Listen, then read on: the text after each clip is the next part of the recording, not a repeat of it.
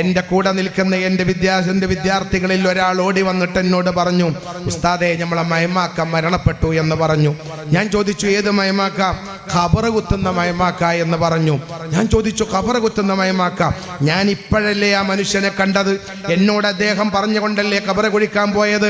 അതേ ഉസ്താദേ, ഖബറ് കുത്തുന്നതിനിടയിൽ തളർച്ച വന്നു. അതേ ഖബറിൽ ഇരുന്നു, അവിടെ വെച്ചുകൊണ്ട് ലോകത്തോട് വിട പറഞ്ഞു. അദ്ദേഹത്തിന്റെ രാവിലെ അദ്ദേഹം കുഴിച്ച ഖബർ ആർക്ക് വേണ്ടിയാണോ ആ മനുഷ്യന്റെ ജനാസയുടെ മുമ്പിൽ 11 മണിക്ക് വിനീതനായി ഞാൻ മയ്യത്ത് ഇമാമായി നിസ്കരിച്ചു. 11 മണിക്ക് ഇമാമായി ഞാൻ നിസ്കരിക്കുന്ന മനുഷ്യനെ ഖബർ കുഴിച്ച സഹോദരൻ, ആ സഹോദരന്റെ മയ്യത്ത് വൈകുന്നേരമായപ്പോൾ അതേ ജനാസയുടെ മുമ്പിൽ വെച്ച് വിനീതനായി ഞാൻ നിസ്കരിച്ചു. ഞാൻ പറയുന്നതിന്റെ യുവാക്കളെ, രക്ഷിതാക്കളെ, ദഫ്മുട്ടുകളും രസങ്ങളും ആനന്ദങ്ങളും സന്തോഷങ്ങളും ഒക്കെ തകൃതമായി ലോകത്ത് നടന്നുകൊണ്ടിരിക്കുമ്പോഴും നമ്മൾ മറക്കാതെ സൂക്ഷിക്കേണ്ട ഒരു കാര്യമുണ്ട്. ഖാലിഖായ റബ്ബ് ഏത് സമയത്താണ് തിരിച്ചു വിളിക്കുക എന്ന് നമുക്കറിയില്ല എന്ന യാഥാർത്ഥ്യം മറക്കാതെ ജീവിക്കേണ്ടവരാണ് ഞാനും നിങ്ങളും. അഭിവന്ദനായ സുഹൃത്ത് എന്നോട് വർഷങ്ങൾക്ക് മുമ്പ് ഞാൻ പാടത്ത് പള്ളികളുടെ അടുത്ത് പ്രഭാഷണം നടത്തിയത് പറഞ്ഞു.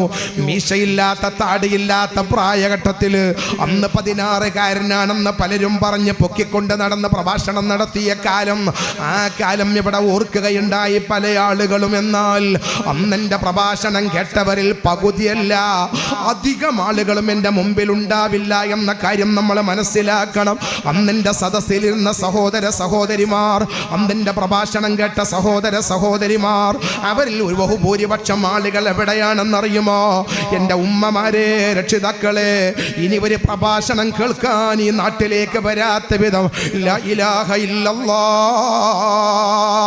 എന്ന തൗഹീദിന്റെ വചനം ചൊല്ലി നമ്മുടെ നാട്ടിലെ ഖബർസ്ഥാനിലേക്ക് ഞാനും നിങ്ങളും യാത്ര പറഞ്ഞേച്ചിരിക്കുകയാണ്. ഇനി അവരെ പ്രഭാഷണം കേൾക്കാൻ ഇവിടെ വരില്ല. 10 മാസം നമ്മെ ഗർഭം ചുമന്ന നമ്മളെ പൊന്നുമ്മ, ചോര നീരാക്കി നമ്മളെ വളർത്തിയ നമ്മളെ പൊന്ന് പിതാവ്, ആ മാതാവും പിതാവും ഇന്ന് എവിടെയാണെന്ന് ചിന്തിച്ചിട്ടുണ്ടോ നിങ്ങളൊക്കെ?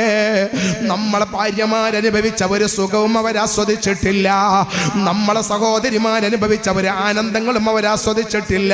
അവർക്ക് ഇടിക്കാൻ ഒരലാണ്, മെഷീൻ നമ്മൾ വാങ്ങിക്കൊടുത്തിട്ടില്ല. അരക്കാനുള്ള സാമഗ്രികൾ നമ്മൾ വാങ്ങിക്കൊടുത്തില്ല. അവർക്ക് അലക്കാനോ ഇടിക്കാനോ ആവശ്യമായ വസ്തുക്കളോ വസ്ത്രങ്ങൾ അലക്കാനോ മെഷീന് വാങ്ങിക്കൊടുക്കാതെ രാവും പകലും ഉറക്കില്ലാതെ പാവങ്ങളായി എന്നെയും നിങ്ങളെയും പോറ്റാൻ ഉറക്കില്ലാതെ കഷ്ടപ്പെട്ട് നമ്മളെ ഉമ്മാനെ മറക്കാൻ കഴിയുമോ? നമ്മളെ പൊന്നുപ്പാനെ മറക്കാൻ കഴിയുമോ? രാവിലെ വീട്ടിൽ മദ്രസയിലേക്ക് പോകുന്നതിൻ്റെ മുമ്പ് സുബഹിക്കെഴുന്നേറ്റ് ഭക്ഷണം ഉണ്ടാക്കുന്ന നമ്മളെ ഉമ്മമാര് അടുപ്പിൽ വിറക് വെച്ച് കഷ്ടപ്പെട്ട് ഊതി ശരീരം മുഴുവനും പ്രയത്നമായി ശരീരമായി കഷ്ടപ്പെട്ട് നമുക്ക് ചായ ഉണ്ടാക്കി തന്ന് നമ്മളെ മദ്രസയിലേക്ക് പറഞ്ഞേച്ച് മദ്രസ കഴിഞ്ഞ് വീട്ടിലേക്ക് തിരിച്ചു വരുമ്പോഴേക്ക് നമുക്ക് വേണ്ടുന്ന ഭക്ഷണങ്ങളും വിഭവങ്ങൾ ഒരുക്കി വെച്ച നമ്മളെ പൊന്നുമ്മ ഈ ഭൂമിയിൽ അവർ സുഖങ്ങൾ ആസ്വദിച്ചില്ല. പക്ഷേ ഇന്നവരെ ഖബറിലാണ് രക്ഷിതാക്കളെ, ഉമ്മമാരെ, ഇന്നവരെ ഖബറിലാ. ഒറ്റക്ക് ഖബറിലേക്ക് പോകാൻ കഴിയുമോ എനിക്കും നിങ്ങൾക്കോ? പാതിരാത്രി ഖബർസ്ഥാനിലേക്ക് പോകാൻ ധൈര്യമുള്ള, ഒറ്റക്ക് പോകാൻ ധൈര്യമുള്ള എത്ര പേരാ നമ്മളെ മുമ്പിലുള്ളത്? വെറും വിരളമാണ്, വിരളമാണ്. ലൈറ്റ് കത്തിച്ച് വെച്ചാലും പള്ളിക്കാട്ടിലേക്ക് രാത്രി പോകാൻ ഭയമാ. എന്നാൽ അത്തരം പള്ളിക്കാട്ടിൽ കിടക്കുന്നത് നമ്മളെ പോറ്റി വളർത്തിയ മോനെ എന്ന് വിളിച്ച പാതിരാത്രി നമ്മളെ നേരം വരാൻ വഴുകിയാൽ, നമ്മളെ ഭാര്യ കടന്നുറങ്ങിയാലും നമ്മളെ മക്കള് കടന്നുറങ്ങിയാലും വരാന്തകൾ താടക്ക് കൈ കൊടുത്തെൻ്റെ കുട്ടി എന്താ വരാത്തതെന്ന് ചിന്തിച്ചാ നമ്മളെ പൊന്നുമ്മ ഇന്ന് ഇരുട്ട് റൂമിലെ ഖബറിലോ മോനെ വന്നടി എന്നിടക്കിടക്ക് വിളിച്ച് ചോദിച്ച നമ്മളെ പൊന്നുപ്പ, ആ പൊന്നുപ്പ ഇന്ന് ഖബറിലാ. മിൻഹാ ഖലഖനാകും വഫീഹാ നുഈദുകും വമിൻഹാ നുഖ്രിജുകും താറത്തൻ നുഖ്റാ എന്ന് പറഞ്ഞ് മണ്ണിട്ട് നമ്മൾ തിരിച്ചു പോരുമ്പോ നമ്മളെ ഉപ്പ പറഞ്ഞിട്ടുണ്ടാകും യുവാക്കളെ, നമ്മളെ ഉമ്മ പറഞ്ഞിട്ടുണ്ടാകും രക്ഷിതാക്കളെ, പോകുകയാണല്ലേ മക്കളെ, ഉപ്പാനെ ഒറ്റക്കാക്കി നിങ്ങളെ കൂടെ കളിക്കാൻ കഴിക്കാൻ ആളുണ്ട്, രസിക്കാൻ ആളുണ്ട്, കിടന്നുറങ്ങാൻ വീടുണ്ട്, സുഖിക്കാൻ സൗകര്യങ്ങളുണ്ട് മക്കളെ. അതൊക്കെ ഈ ഉപ്പാക്കുമുണ്ടായിരുന്നു. നിങ്ങളെ വീട് വെക്കുന്നത് ബാപ്പയുണ്ടാക്കിയ പറമ്പിലാണ് മക്കള്. ഇന്ന് ബാപ്പ ഒറ്റക്ക് ഖബറിലാ. ഒന്ന് തിരിഞ്ഞു കിടക്കാൻ കഴിയൂല, ഒന്ന് എഴുന്നേറ്റിരിക്കാൻ കഴിയാത്ത ഖബറിലാണ് ഞാനുള്ളത്. എൻ്റെ പൊന്നു മക്കളെ, മതി മറക്കണ്ട. വീട് കണ്ട് അല്ലാഹനെ മറക്കണ്ട, സൗകര്യങ്ങൾ കണ്ട് റബ്ബിനെ മറക്കണ്ട. എല്ലാം കഴിഞ്ഞ് ഒറ്റയ്ക്ക് കിടക്കുന്ന ഒരു ഖബർ ഇന്നല്ലെങ്കിൽ നാളെ നിങ്ങൾക്കും വരാനുണ്ടെന്ന ചിന്ത രക്ഷിതാക്കളെ മനസ്സിൽ നിന്ന് പോകരുതേ, ഉമ്മമാരെ മനസ്സിൽ നിന്ന് പോകരുതേ എന്ന സന്ദേശം അവർ നമുക്ക് കൈമാറിയിട്ടുണ്ടെങ്കിൽ, ദഫ് മത്സരം കാത്തിരിക്കുന്ന യുവാക്കളെ, രക്ഷിതാക്കളെ, ഉമ്മ ഒറ്റപ്പെടുമ്പോ രക്ഷപ്പെടാൻ, എല്ലാവരും കൈയൊഴിയുമ്പോ മനസ്സമാധാനം നേടാൻ, മക്കളും കുടുംബക്കാരും കരയുമ്പോ ഖബറിൽ കിടന്ന് സന്തോഷിക്കാൻ മരിക്കും മുമ്പ് തയ്യാറാകണം കേട്ടോ. അതിനുള്ള തയ്യാറെടുപ്പ് നടത്താൻ ഈ തിരക്കിനിടയിൽ നമ്മൾ മറക്കരുതേ, ഈ രസത്തിനിടയിൽ നമ്മൾ മറക്കരുതേ.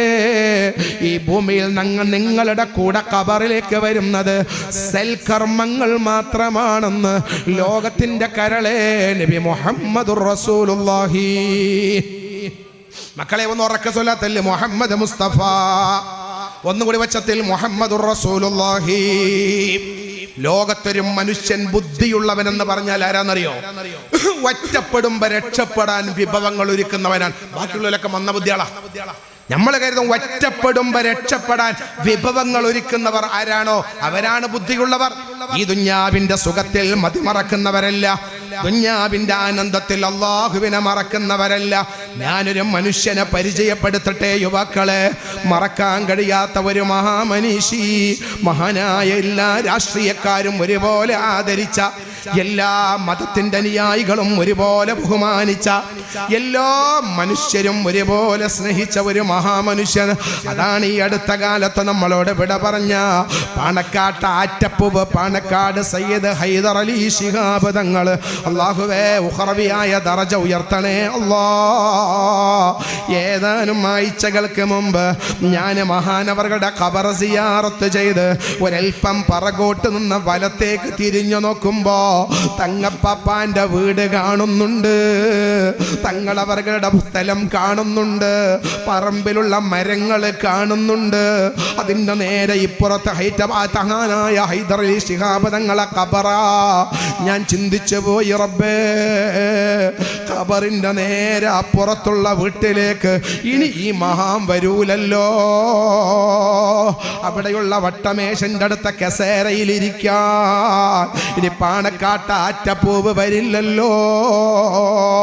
യുവാക്കളെ, ജനങ്ങൾ മുഴുവനും ആദരിച്ച മഹാനാ, എല്ലാവരും ബഹുമാനിച്ച മഹാനാ.